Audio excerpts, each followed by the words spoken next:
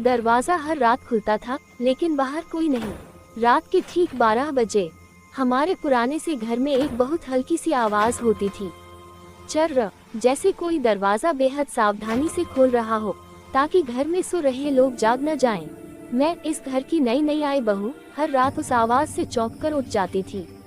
कमरा अंधेरे में डूबा रहता, घड़ी की सुइयां धीमी सी चलती सुनाई देती और मेरा दिल तेज धड़कने लगता। पहले मुझे लगा शायद हवा होगी, पुराना घर है, दरवाजे ढीले हैं, लेकिन अजीब बात ये थी कि दरवाजा हर बार उतना ही खुलता जितना ससुर जी रात को बाहर निकलते समय खोला करते थे।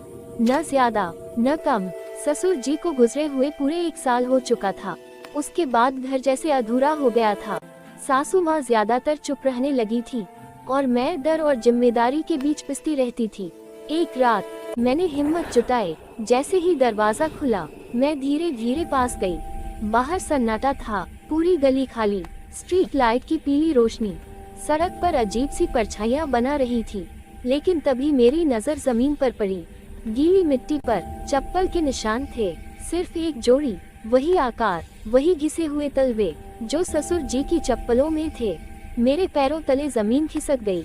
अगली सुबह मैंने कांपती आवाज में सासू माँ से पूछा। वो कुछ देर तक मेरे चेहरे को देखती रही, फिर गहरी सांस लेकर बोली, तेरे बाबूजी हर रात 12:30 बजे घर से निकलते थे, पास वाले मंदिर तक।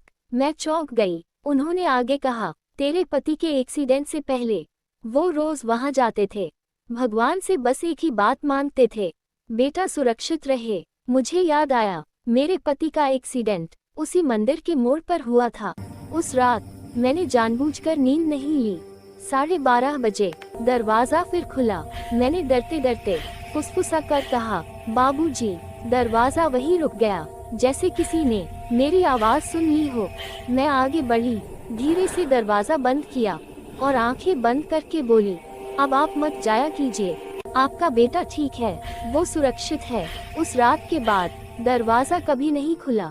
घर में वही सन्नाटा रहा, लेकिन अब डर नहीं था, बस एक खालीपन। पर कहानी यही खत्म नहीं होती।